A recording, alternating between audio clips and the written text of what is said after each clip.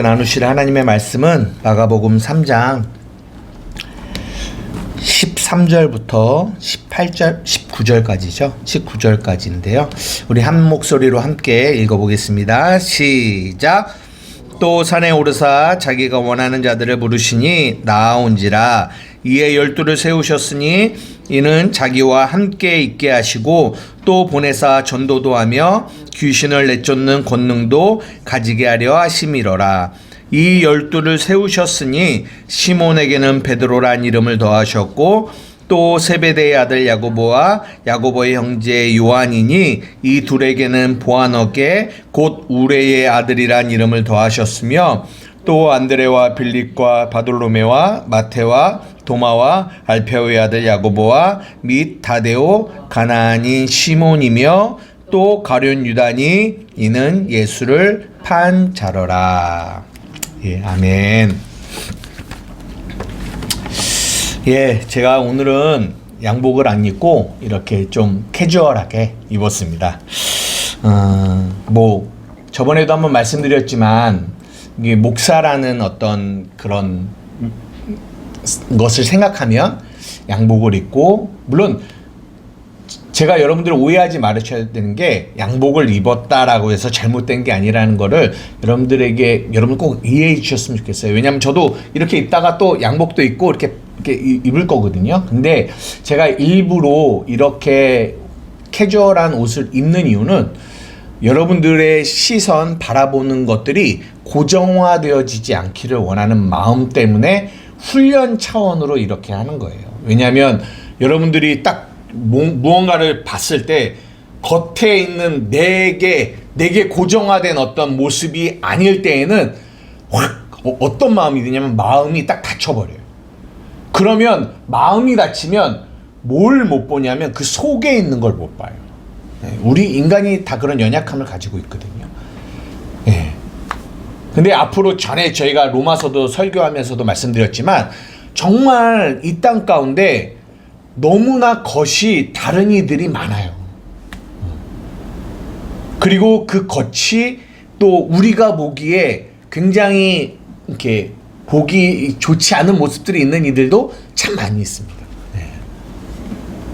그런데 그 겉의 모습을 만 보고 벌써 우리는 우리의 마음을 닫아버리고 교회의 문을 닫아버리면, 그럼 정말 그들은 어떻게 그 속을 이렇게 속에서 하나님을 만날 수 있는 기회가 있겠어요.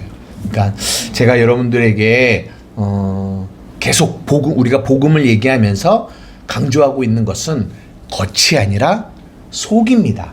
물론 속이 겉으로 드러나게 돼 있어요. 예, 그죠? 근데 순서가 속에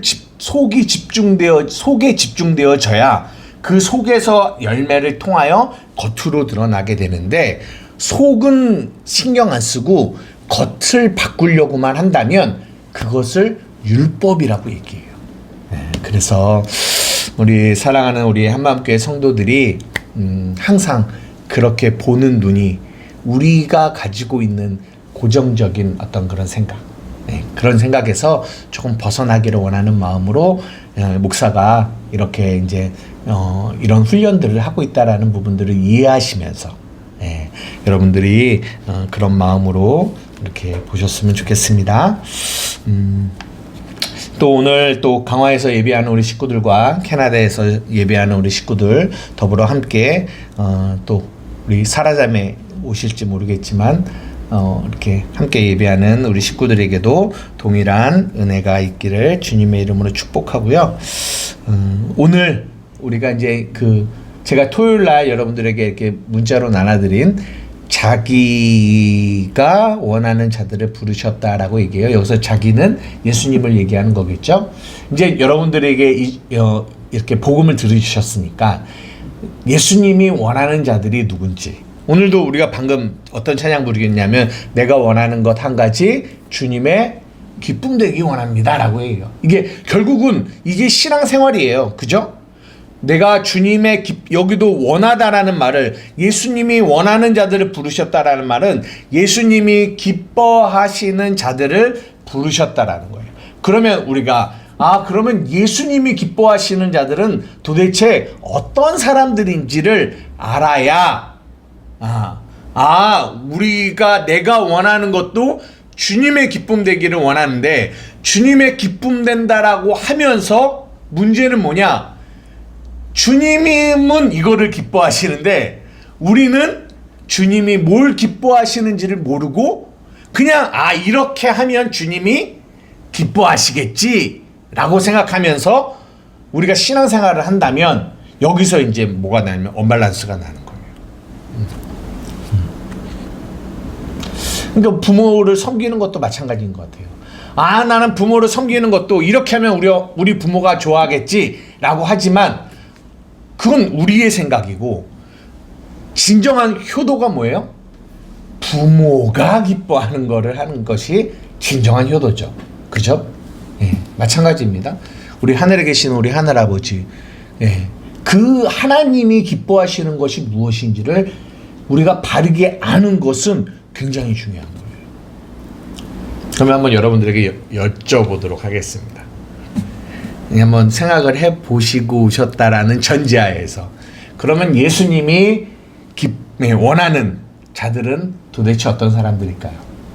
한번 얘기 한번 해주시죠. 어떤 이들을 기뻐하실까요? 지금까지 이제 들은 복음의 내용을 생각하시면서 한번 생각해 보세요. 어떤 자들을 기뻐하실까요? 하나님이 기뻐하시는. 그렇죠. 그러니까 어떤 부류. 그러니까 하나님이 기뻐하시는 사람이 물론 예수님이 기뻐하시는 사람이겠죠. 근데 그런 사람이 도대체 어떤 사람일까요? 조금 구체적으로 설명을 해달라는 거죠. 성경상으로 나타난 거는 제일 낮은 사람들을 택하신 것 같아요. 낮은 사람들. 네, 낮은 사람들. 바리새인이나 서기관이 이런 사람들이 아니고 일반적으로 우리를 얘기하면 서민, 아무것도 모르는 이제 이런 얘기를 무식하고 아무것도 없고 그런 마음적으로는 순수한 사람들, 마음으로 순수한 사람들을 택하셨다. 성경상이 나타난 기록은 그렇게 느껴요. 네네. 또 저는 그렇게 그러니까 하나님이 원하는 거에 포커스를 맞추면 네네. 저희가 또 인간이 그렇게 되려고 일을 하지 않을까 싶어요. 내가 그런 자가 되고자. 네네네. 그런다 그러니까 하나님은 그렇게 우리한테 어떤 자격이나 그런 능력을 보고 부르시거나 선택하지 않았다고 봐요. 일방적으로 하나님이 나의 어떠한 건 상관없이 하나님이 은혜로 저희들을 부르셨다고 생각하기 때문에 그렇죠. 네. 은혜로 부르셨죠. 네. 네. 그래서 우리가 어떠한 자를 되고자 하는 그쪽 방향이 아니라 그냥 나라는 자, 예를 들어서 여긴 12제자지만 나라는 자를 부르심, 선택하심에 내가 어떠함이 아닌 상관없이 은혜이고 감사하고 저는 그렇게 뭐 하신 말씀 있어요? 저는 생각해 봤을 때 네네. 좁은 문에 대해서 좁은 문. 좁은 문으로 들어가는 자 그러니까 저는 그 좋게 되려고 했었거든요. 그런데 그것과도 좀 연관이 있어요. 좁은 문과 네네네. 좁은 문과. 네. 저기 한마디만 한마디 더 하시죠. 네. 부르며 오는 사람이에요. 예? 부르면 오는 사람을 원한다. 그 네. 모든 하는 일들을 네네. 내려놓고 네. 무조건적으로 따라오는 순종하는 하나님이 부르면 예수님이 부르면 따라올 수 있는 네네. 그런 사람 한 번 여기서 부정적이나 예를 들어서 이렇게 거부한 사람들이 없잖아요. 그렇죠. 네, 맞아요. 우리가 구약을 읽을 때 또 이제 예를 들어서 하나님이 쓰시는 사람들이 있잖아요. 아브라함과 이삭과 야곱, 요셉, 또 뭐 모세, 다윗, 사무엘 이런 사람들을 가만히 보시면 다 어떤 공통적인 특징들이 있어요. 그러니까 그들이 결국은 하나님이 원하시는 자들이라는 거죠. 원하시는 자들의 모습을 이 구약도 신약도 이렇게 드러내고 있다는 거죠. 근데 그 안에 복음이 담겨 있어요. 복음이. 하나님이 왜 이런 사람을 부르시지? 그러니까 예를 들어서 창세기 12장에 하나님이 아브라함을 부르시거든요. 근데 그 아브라함과 같은 시대에 있었던 사람이 누군지 아세요? 이 성경에 유명한 사람이에요. 아니요. 아브라함과 같은 시대에 있었던 사람이 누구냐면 욥이에요. 욥기의 욥. 욥기 보면 욥시 잠전하, 욥기 시편 잠언전도 아가.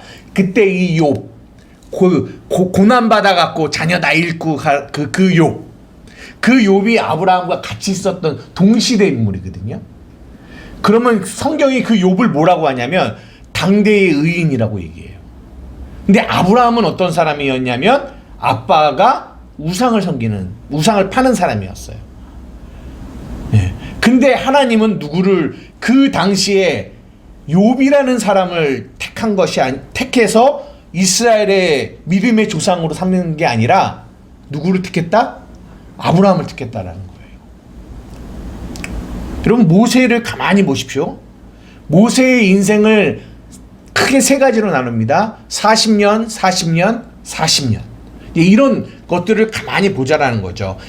하나님이 모세를 첫 40, 애굽의 왕자로 있을 때 40년 때 모세를 쓰시지 않으셨다라는 거예요. 그리고 40년을 광야에 있었어요. 그 광야의 생활을 통하여 하나님이 무언가를 그를 훈련시키셨죠. 그리고 언제 쓰셨냐? 광야의 기간을 거치고 마지막 40년에 쓰셨다는 말이에요. 그런 모세의 삶을 가만히 우리가 구약을 통해서 볼 때 왜 하나님은 모세가 가장 펄펄할 때, 힘이 있을 때, 능력이 있을 때 이 첫 40년에 쓰시지 않으셨을까? 왜 모세의 삶을 돌아봤을 때 이 중간에 있는 이 40년, 진짜 세상의 관점으로 봤을 때는 아무것도 한 게 없는 40년이에요. 그냥 애 낳고 광야에서 그냥 너무도 무력하게 살아갔던 40년이에요. 세상으로 봤을 때는 실패의 삶이라고 생각할 수 있겠죠. 넌 그거 실패의 삶이야 라고 말할 수 있는 40년이에요. 어쩌면 모세에게 부끄러운 40년일 수도 있어요. 그 전에 왕자로서의 40년과 비교해 봤을 때는. 그러나 하나님은 모세를 그 광야의 40년을 반드시 거치게 하셨다는 거죠. 그리고 나서 마지막 40년 하나님의 복음을, 하나님의 나라를 위하여 값지게 쓰는 그 일들을 이루어 가셨다는 거죠. 이런 구약의 내용들을 가만히 보면서 우리가 오늘 읽은 예수님이 자기가 원하는 자들을 부르셨다라는 것들을 연결해서 생각해 볼 수 있는 거예요. 연결해서. 그러면 정말 예수님이 원하시는 자들은 도대체 어떤 자들일까? 물론 이거를 이해하려면 이제 그러면서 14절에 12를 세우셨으니 라고 하면서 이는 하고 이유가 나와요.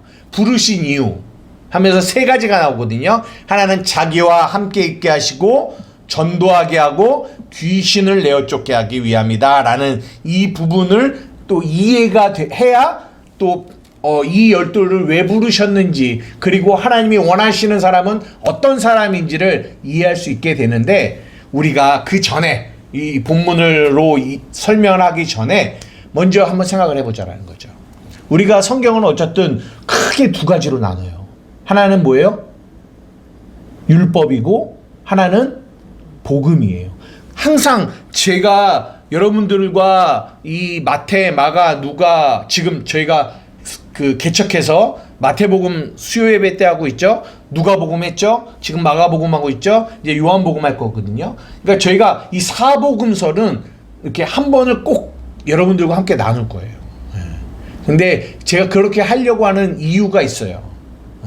물론 여러 가지 뭐 복음 다른 서신서도 있고 구약도 있고 여러 가지가 있지만 저는 여러분들이 늘 말씀드리지만 동역자라는 생각을 가지고 있어요. 저만 뭔가를 전달하는 설교자의 입장에서 여러분들은 그냥 들으시는 그런 위치가 아니라는 것을 여러분들에게 늘 말씀드립니다. 그래서 여러분들이 항상 집에서 시간 있으실 때 제가 그래서 장 권사님한테도 권사님 그 집에 계실 때 특별히 하는 일이 없을 때는 꼭 그 마태복음 수요 예배하고 있는 마태복음을 들으시면서 그걸 좀 정리하세요 라고 말씀을 드렸어요. 예. 왜냐하면 그렇게 그냥 한 번 들었다고 해서 여러분들이 알 수 있는 게 아니기 때문에 들으시면서 또 정리하시고 해서 자기 것이 되면 이제 나중에 이제 권사님을 통하여 또 다른 이들에게 이 마태복음을 잘 전달할 수 있는 그런 준비를 하기를 원하는 거죠. 권사님뿐만 아니라 여러분들도 마찬가지입니다. 예, 여러분들이 그래서 주중에 여러분들이 좀 시간이 있거나 하시는 분들은 꼭 이런 훈련, 이런 준비들을 여러분들이 꼭 하셨으면 좋겠어요. 그것이 우리 한맘교회가 앞으로 할 일들 중에 굉장히 중요한 부분이에요. 그런데 저는 이 66권 중에서 어디를 이 사복음서를 중심으로 그 일을 하고 싶어요. 물론 다른 것도 많지만 저희는 어디에 집중을 하려고 하냐? 이 사복음서예요. 그래서 사복음서도 너무 많다. 한 권만이라도 내가 온전히 잘 숙지하고 깨닫고 알아서 누군가에게 전달해 줄 수 있는 그런 여러분들 되기를 저는 기대해요. 아멘이십니까? 그런 준비들을 함께 해나가기를 부탁드려요. 그 사복음서를 전달하는 일에 제가 가장 그 성경을 보는 관점을 크게 두 가지로 나누는데 하나는 율법이요, 하나는 복음이에요. 이 두 가지로 나가요. 율법과 복음. 그러니까 이 두 가지로 나눠서 항상 설교를 해요. 이것이 제가 성경을 보는 가장 큰 관점이에요. 근데 이 율법은 성경은 뭐라고 얘기하냐면 그림자라고 얘기하고, 히브리서에 보면 율법은 그림자요 복음은 실체다라고 얘기해요. 근데 많은 이들이 성경을 보고 신앙생활을 하는데 어디에 머물러 있냐면 율법에 머물러 있어요. 겉에만 머물러 있는 거죠. 근데 생명은 어디 있냐? 속에 있어요. 속을 알아야 돼요. 그래서 성경을 율법으로만 알면 가라지가 될 수밖에 없어요. 가라지는 겉은 비슷한데 생명이 없는 거예요. 이게 이 땅의 교회들의 가장 큰 문제점이라고 저는 생각해요. 많은 이들이 겉의 모양은 비슷한데 속이 없다는 거. 이유는 하나님의 말씀을 율법으로는 이해하는데 뭘로 이해 못한다? 복음으로 이해 못한다는 거예요. 오늘 예수님이 자기가 원하는 자들을 부르신다는 것도요, 율법으로 이해하면, 여러분 잘 보세요. 예수님이 원하는 사람이 어떤 사람인지를, 어떤 사람이 되는지를 잘 보십시오. 저는요, 굉장히 많은 시간들을 이 율법 안에서 예수님이 원하는 삶을 살려고 노력했던 사람이에요. 근데 복음을 이해하고부터는 완전히 예수님이 원하는 게 그게 아니었구나를 깨달았어요. 완전히 예수님이 원하는 거와 반대되는 신앙생활을 했구나를 깨달은 거예요. 여러분, 율법이 뭐냐? 쉽게 얘기하면 하라 하지 말라예요. 하라 하지 말라. 하면 복을 받고 하지 않으면 저주를 받을 거예요. 그러면 그 율법 안에서 만약에 우리 예수님이 그 율법 안에 계신 분이라면 예수님이 원하는 사람은 어떤 사람일까요? 일을 잘하는 사람. 일을 잘하는 사람. 집사님, 솔직히 우리가 사람을 이렇게 써서 일을 시키잖아요. 그러면 어떤 사람이 좋으세요? 일 잘하는 사람이 좋죠. 저도 가끔 일을 하는데요. 일을 할 때 뭐 하냐면, 그러니까 잘하는 사람을 필요로 해요. 그러면 잘하는 사람을 또 특별히 또 모아요. 그 사람들은. 그래서 그 사람들을 또 이렇게 막 이렇게 일을 시키기를 원하는 거죠. 근데 세상은 다 똑같아요. 그렇죠. 왜냐하면 일을 잘하는 사람이 좋으니까. 예. 그런데 여러분, 율법 안에서 봤을 때는 일을 하라 하지 말라니까, 하나님이 원하시는 사람은 어떤 사람으로 비춰지냐면 일을 잘하는 사람, 능력이 많은 사람, 무언가를 해서 결과를 잘 내는 사람. 이런 사람이 하나님이 원하는 사람이라고 우리는 생각할 수밖에 없어요. 어디 안에서? 율법 안에서. 그러니까 저도요, 옛날에 목회를 하고 이제 목회를 해야 되겠다. 그리고 나서 전도사를 통해서 목사가 돼서 이제 하면서 어떤 마음을 가지고 신앙생활을 하고 준비를 했냐면, 맞아. 나도 열심히 노력해서 강한 사람, 능력 있는 사람, 은사가 충만한 사람, 그래서 이 목회를 잘 이렇게 유명하신 분들처럼 잘해야지 라는 이런 생각을 가지면서 신앙생활을 하고 목회를 했단 말이에요. 거기에서 40일 금식도 필요한 거며 기도도 필요하고 이런 것들이 필요했던 거죠. 이것이 율법 안에서 내가 하나님을 봤을 때 하나님은 이런 사람 나를 원하실 거야 라는 생각을 가졌다라는 거죠. 근데 문제가 뭐냐면 아무리 노력을 해도 이게 잘 안 될 때가 될 때보다 훨씬 더 많아요. 그러면 그렇기 때문에 신앙생활이 항상 어떤 마음이 되냐면 하나님이 원하는 사람은 잘하는 사람인데, 저는 솔직히 저를 생각하면서 가장 많이 마음에 좀 이렇게 그랬던 것이, 저는 뭐가 별로 없다라고 생각했냐면 의지력이 별로 없다라고 참 많이 생각했어요. 의지력. 어떤 걸 하나를 해야 되겠다 하면 어떤 분들은 진짜 의지를 가지고 막 이렇게 하시는 분들 계시잖아요. 근데 저는 그런 의지력이 별로 없어요.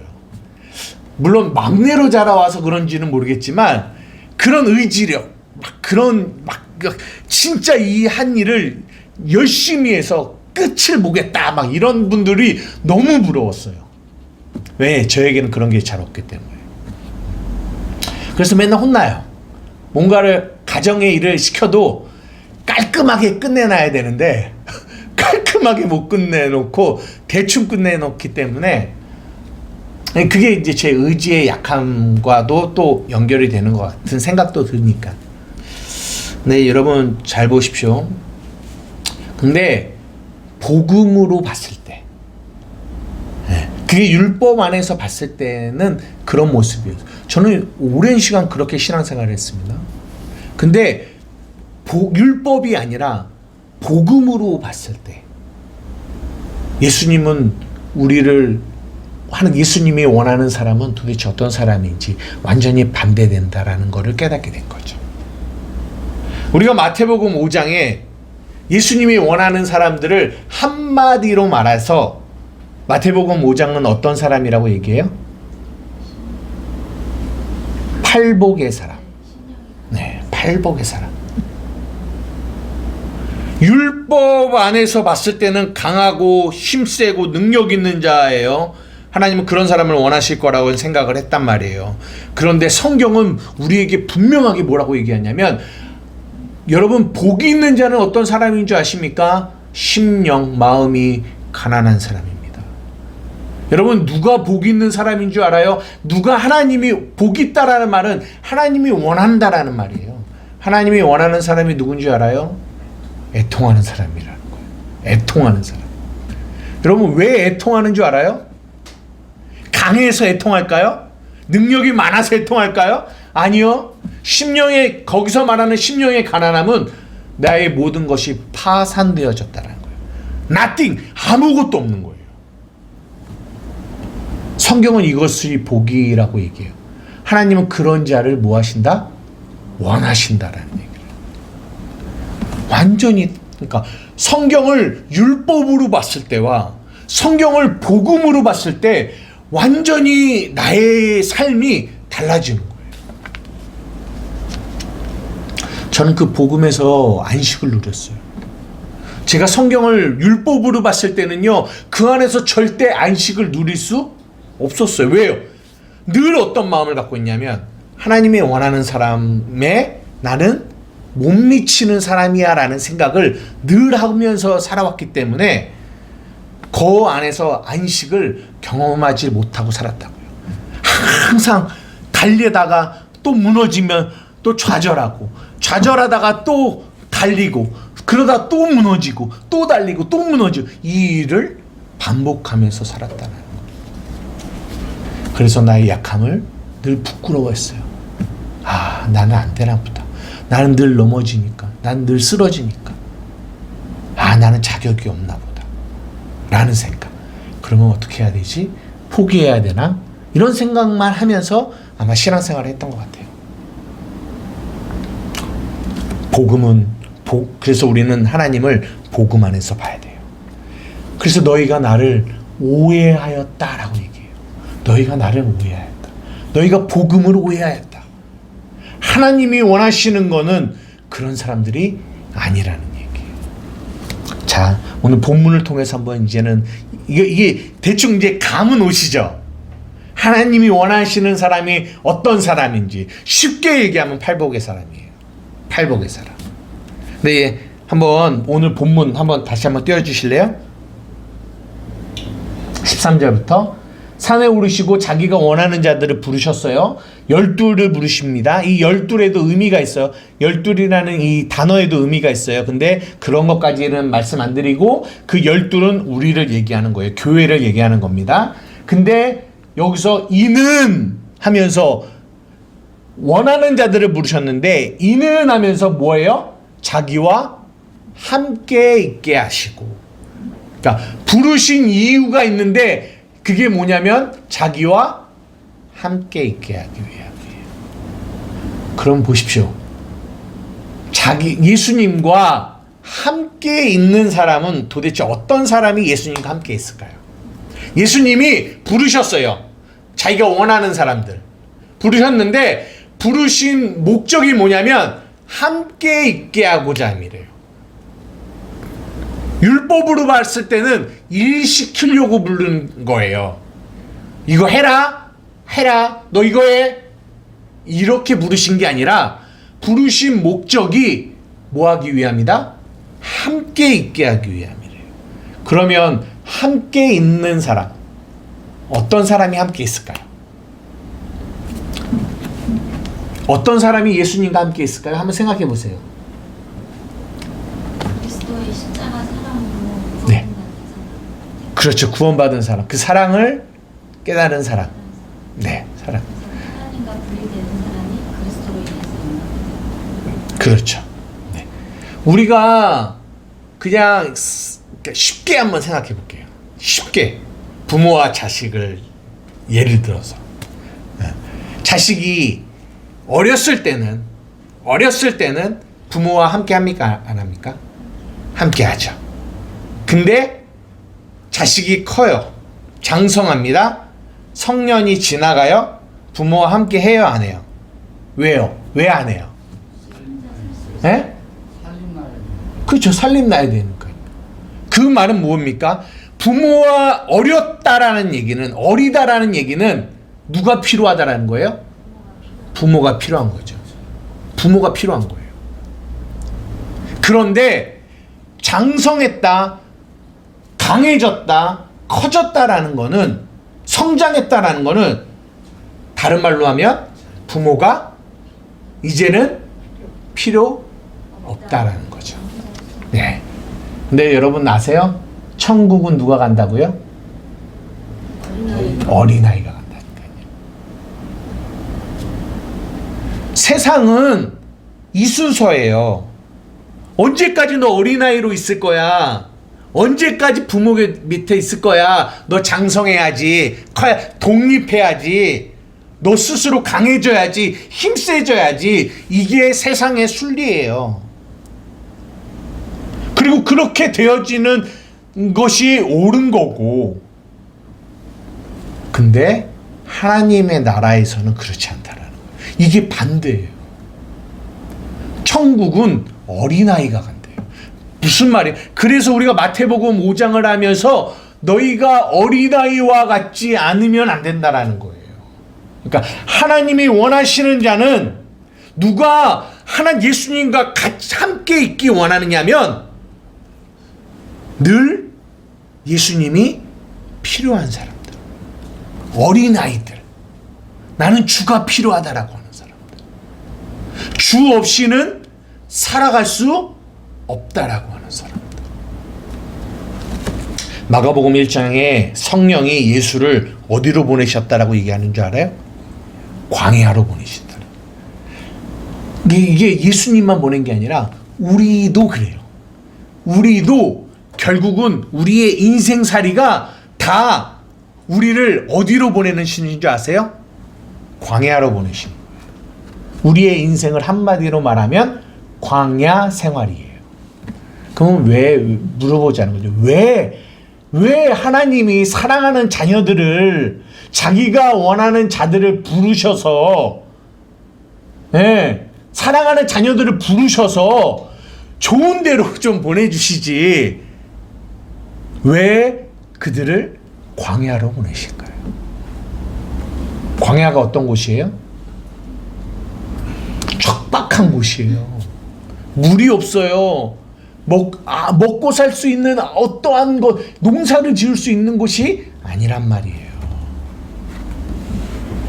그런데 왜 이스라엘 백성을 애굽에서 구원해 내셔서 좋은 땅으로 들여보내시지 40년이라는 시간 동안에 광야의 길을 걷게 하셨냐라는 거예요. 목적이 뭐냐라는 거예요. 네.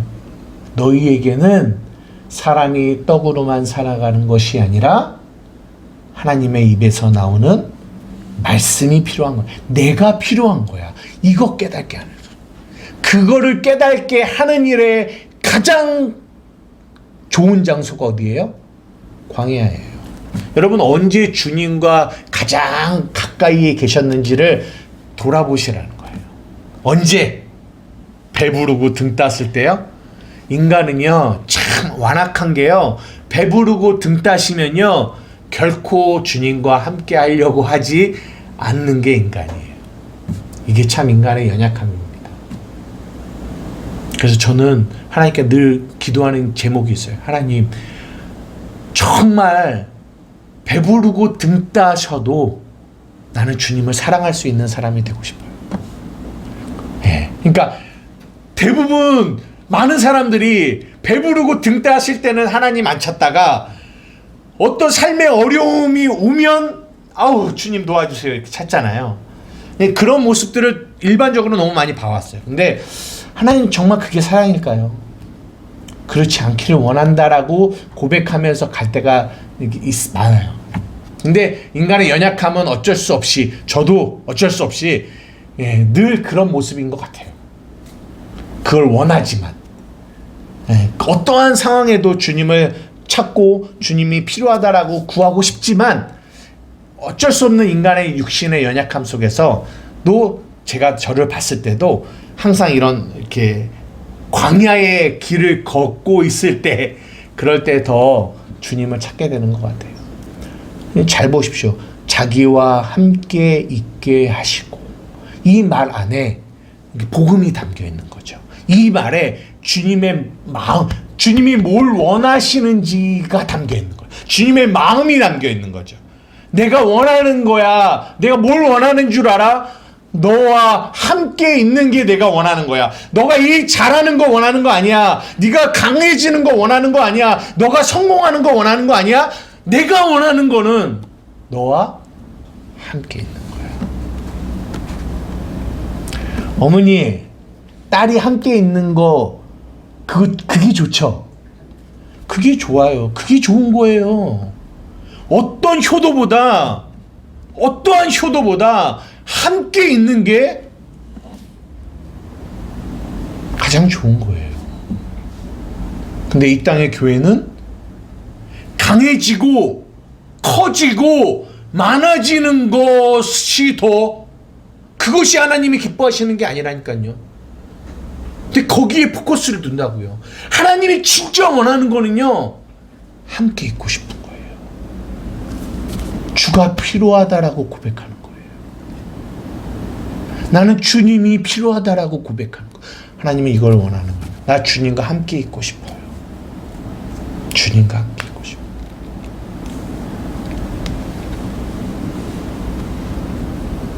그러고 나서 한번 보십시다. 창세기 6장 4절 5절 한번 읽어보세요. 창세기 6장 4절에서 5절입니다. 다 같이 한번 읽어볼게요. 시작. 당시에 땅에는 네피림이 있었고 그 후에도 하나님의 아들들이 사람의 딸들에게로 돌아와 자식을 낳았는데 그들은 용사라 고대의 명성 있는 사람이었더라. 여호와께서 사람의 죄악이 세상의 과득함과 그의 마음으로 생각하는 모든 계획이 항상 악할 뿐임을 보시고. 여러분 보십시오. 이게 창세기 초반이에요. 가인과 아벨 그 시대. 그러면서 뭐라고 얘기하냐면 땅에 누가 있었냐면 네피림이 있었다고요. 네피림은 거인이에요. 거인. 근데 그들을 침략자, 약탈자라고 얘기해요. 그 후에 하나님의 아들들이 사람의 딸들에게 들어와 자식을 낳았는데 그들은 뭐라고 얘기했냐면 용사라고 얘기합니다. 용사, 강한 자, 힘센 자, 우두머리, 영웅 이런 거죠. 그러면서 바로 뭐라고 하냐면 사람의 죄악이 세상에 가득하다라고 얘기해요. 여러분 보십시오. 사람의 죄악이 4절에 나와요. 뭐가 죄인지를 가만히 보세요. 그러면서 하나님이 사람의 죄악이 세상에 가득하기 때문에 뭘 보냈냐면 홍수를 보내서 세상을 멸망시켰다라고 얘기하는 거거든요. 근데 사람의 죄악이 뭐냐면 4절에 나오는데 죄악이 뭐예요? 예, 고대의 명성, 용사, 네피림 이런 게 뭐다? 죄악이다. 다른 말로 내가 하나님 없이 강해지고 싶은 거, 내 이름을 내고 싶은 거. 그래서 바벨탑을 쌓을 때 뭐라고 얘기해요? 우리가 하늘에다 우리의 이름을 내자라고 하는, 그거를 성경은 뭐라고 한다? 죄라고 하는 거예요. 죄. 하나님이 원하시는 자들은 저런 용사, 강한 자, 약탈자, 침략자가 아니라는 거예요. 하나님이 원하시는 거는 그와 반대되는, 하나님 없이도 살아가는 자들이 아니라 하나님 없이면 살아갈 수 없다라고 하는 사람입니다. 본문 다시 돌아갈게요. 여러분 잘 보십시오. 그들이 하나님과 예수님과 함께 있기를 원하는 거예요. 그리고 나서 뭐 한대요? 전도도 한대요. 전도. 잘 생각해 보세요. 그들이 뭐라고 전도할까요? 네? 뭐라고 전도할까요? 그러니까 무슨 말이냐면 그들이 예수님이 자기가 원하는 사람들을 부르셨어요. 근데 예수님이 원하시는 사람이 어떤 사람인지 여러분 지금 이제 대략적으로 아시겠죠? 강한 자예요? 힘센 자예요? 능력 있는 자예요? 아니란 말이에요. 주 없이는 살아갈 수 없는 자란 말이에요. 그들이 나가서 뭐 하냐면 전도를 한대, 전한대요. 뭘 전할까요? 누구에게 전하냐면 강한 자들에게. 누구에게 전하냐면 세상에 명성을 내려고 하는 자들에게, 용사들에게 전하는 거예요. 뭐라고 전할까요? 얘들아, 봐라. 하나님이 진짜 원하는 거는 용사 되는 거 아니야. 강한 자 되는 거 아니야. 하나님이 진짜 원하시는 거는 주가 필요하다라고 외치는 거야. 고백하는 거야. 이 세상의 진정한 성공은 강한 자, 어른 되는 거 아니야. 뭐 돼야 되는 거야? 어린아이가 되는 거야. 여러분, 우리가 전도해야 될 그 전도 대상자들의 삶을 가만히 보세요. 우리가 마가복음 1장에 처음 시작하면서 뭐 얘기했습니까? 높은 산과 깊은 골짜기 얘기했잖아요. 그들이 왜 높은 산이며 깊은 골짜기가 되는 줄 아세요? 강한 자 되어야 되니까. 용사가 되어야 되는데 그게 안 되니까 될 때는 높은 산이 되고 안 될 때는 깊은 골짜기에 빠져서 자책하고 좌절하고 낙심하고 우울해하고. 여러분 주위에 있는 이들을 가만히 보세요. 거의 대부분 그런 이들이에요. 그들의 마음속에는 강한 자, 용사, 이 땅에서 성공한 자 되고 싶은 거예요. 근데 안 되는 거죠. 그들에게 전도를 한대요. 뭐라고요? 진정한 성공이 뭔지, 하나님이 원하시는 자가 어떤 자인지를 우리가 복음을 전하는 거죠. 여러분들도 결국 그 하나님의 전도를 통하여 복음을 만나게 된 거잖아요. 이해되십니까? 무엇을 전하는지. 세 번째, 귀신을 쫓아내며. 귀신. 여러분, 이거 귀신 쫓아낸다는 거 이미 말씀드렸어요. 귀신이라고 하면 여러분들이 항상 생각하셔야 될 게 말이에요. 말. 더러운 말. 악한 말. 한 가지만 예를 들고 마칠게요. 보십시오. 너는 할 수 있어. 제가 제 아들한테 너는 할 수 있어. 여러분, 이 말이 어떤 말같이 느껴지세요? 너는 할 수 있어. 옛날에 그 텔레비 슈돌에 대박이가 나와서 나는 할 수 있어. 나는 할 수 있어. 막 이랬거든요. 나는 할 수 있어. 여러분, 가만히 들으면 이게 굉장히 좋은 말 같죠? 너는 할 수 있대요. 근데요, 이것은 악한 말이 될 수 있어요. 여러분, 빌립보서에 왜냐면 뭐가 빠져서 그래요. 너는 할 수 있어. 근데 그 앞에 반드시 있어야 되는 말이 있어요. 그게 무슨 말일까요? 빌립보서, 내게 능력 주시는 자 안에서 너는 할 수 있어요. 이걸 복음이라고 얘기합니다. 근데 내게 능력 주시는 자 안에서가 빠지고 너는 할 수 있어 이러면 그거는 귀신의 악한 말이 되는 거예요. 더러운 말이 되는 거예요. 그래서 하나님이 부르시는 거예요. 하나님이 원하시는 자들을, 약한 자들을 부르셔요. 그리고 그 약한 자들을 통하여 자신의 강함을 드러내세요.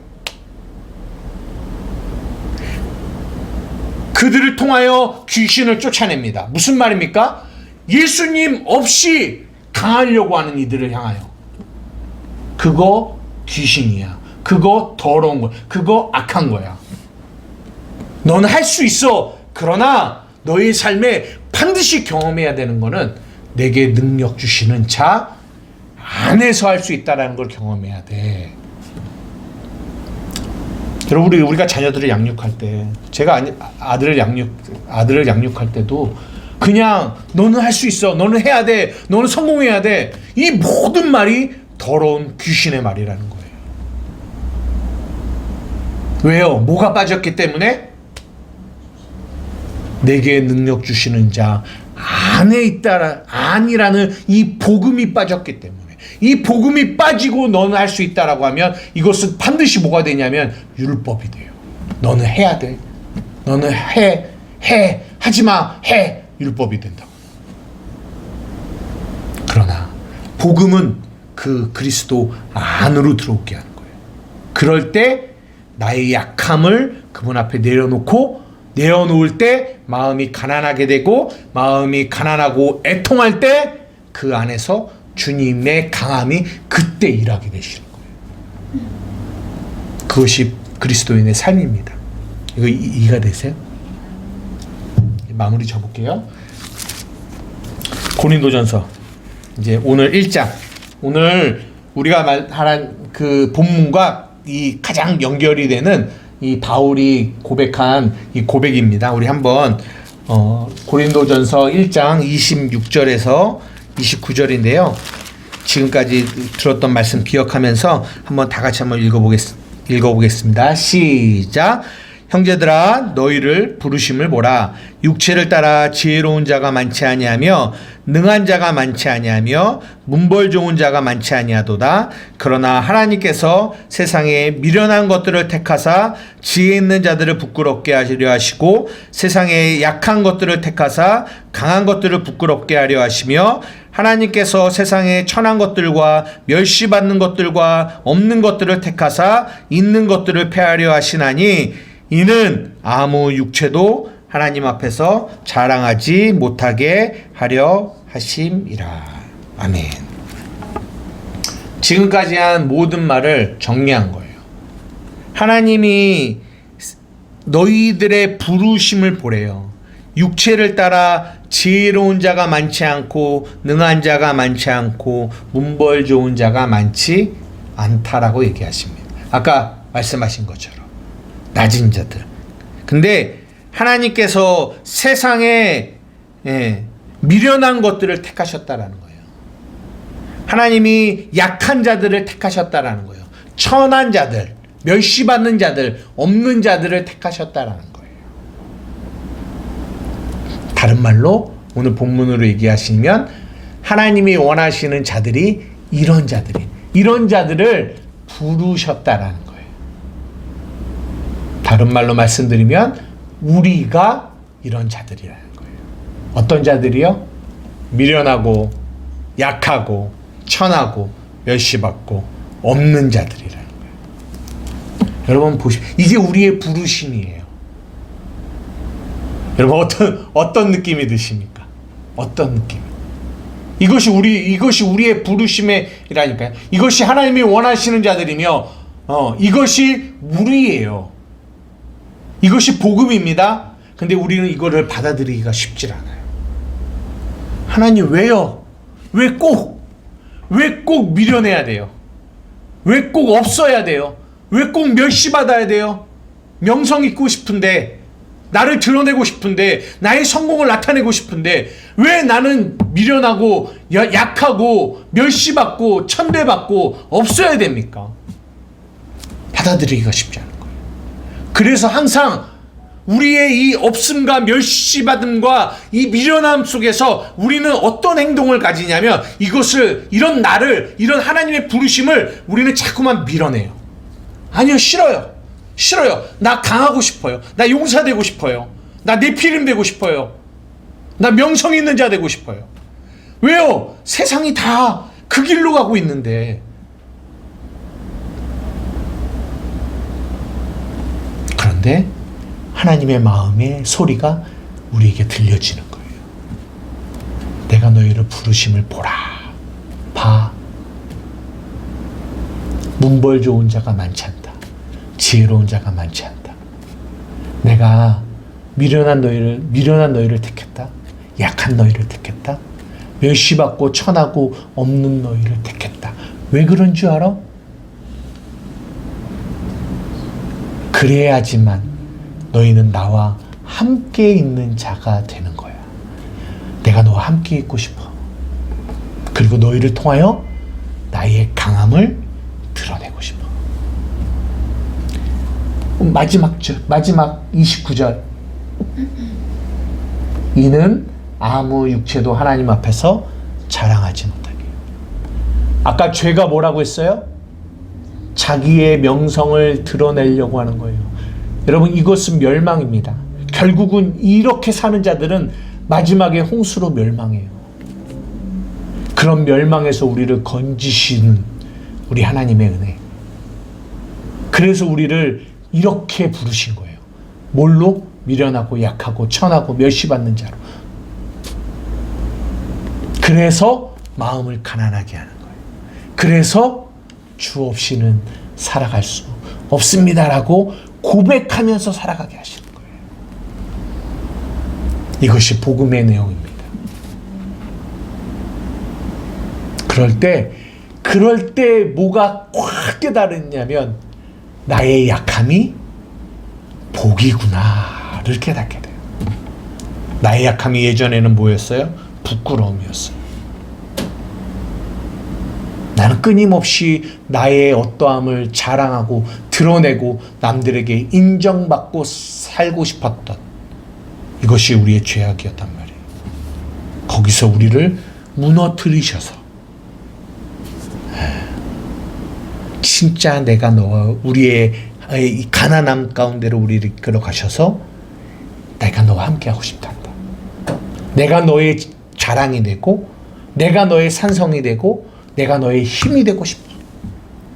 너 스스로 강한 자 되면 멸망이니까. 그거는 멸망이, 그건 죄니까 멸망이니까. 그 멸망에서 건져서 진짜 구원을 너의 삶 속에 경험해 주고 싶어 라고 하나님은 우리에게 말씀하시는 겁니다. 여러분, 이 복음의 진리를 아멘으로 받아들이시는 저와 여러분 되기를 주님의 이름으로 축복합니다. 여러분의 약함을 자랑하세요. 외식과 가식으로 숨길 필요 없어요. 우리의 부르심 자체가 약함이에요. 우리의 약함 속에서 강하신 우리 주님을 만나는 저와 여러분 되기를 주님의 이름으로 축복합니다.